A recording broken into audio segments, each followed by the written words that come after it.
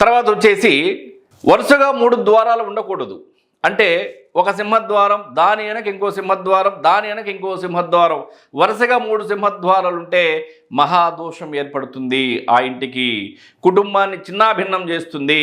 ఆ యొక్క సింహద్వార రహస్యాన్ని మీరు తెలుసుకోవాలి. ఎందుకంటే ఏ సింహద్వారం ఏ డైరెక్షన్లో పెట్టాలి, ఎక్కడ పెట్టాలి, ఎన్ని పెట్టాలి అనేటువంటిది ఒక ప్రామాణికం అనేది ఉంది వాస్తుశాస్త్రం ప్రకారం.